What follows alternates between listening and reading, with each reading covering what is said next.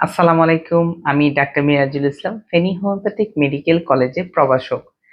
আজ আপনাদেরকে বলবো দাউত অ্যালার্জি নিয়ে।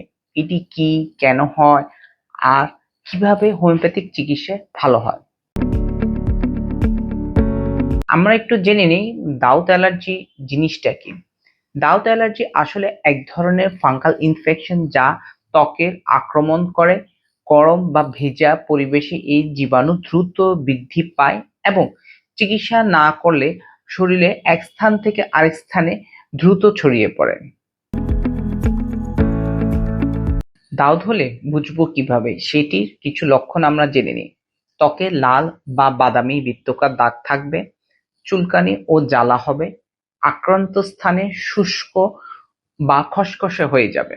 ধীরে ধীরে দাগের বাইরের অংশ মোটা হয়ে যায়, কিন্তু ভেতরের অংশ তুলনামূলক ফ্যাকাশে দেখা যায়। এটি যে কারণে বেশি দেখা যায়, যেমন অতিরিক্ত ঘাম হলে, দীর্ঘ সময় ভেজা পোশাক পরলে, ব্যক্তিগত জিনিসপত্র অন্যের সাথে শেয়ার করলে, যেমন তৈলা বা পোশাক।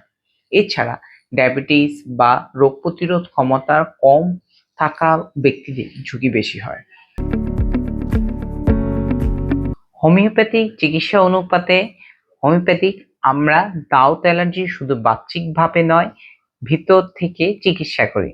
রোগীর শারীরিক গঠন, পূর্বের রোগের ইতিহাস, মানসিক অবস্থা সব বিবেচনা করে ওষুধ নির্বাচন করা হয়। এর ফলে দেখা যায় প্রতিরোধের ক্ষমতা বৃদ্ধি পায় এবং পুনরায় হওয়ার প্রবণতা কমে যায়।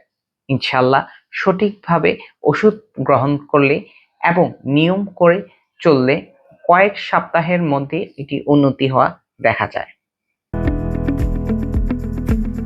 এটি যদি আপনার শরীরে দেখা দেয়, তাহলে আমরা ভয় না পেয়ে কিভাবে নিজে এই রোগ থেকে মুক্তি পাওয়া যায় সেই ব্যাপারে সচেতন হই।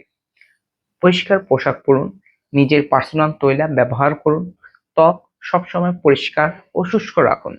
ভেজা পোশাক বা তৈলা ব্যবহার করবেন না। ব্যক্তিগত জিনিস অন্যের সাথে শেয়ার করবেন না।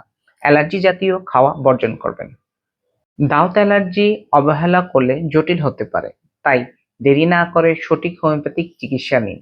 আমি ডাক্তার মিরাজুল ইসলাম আপনাদের সুস্থতা কামনা করছি। আল্লাহ হাফেজ।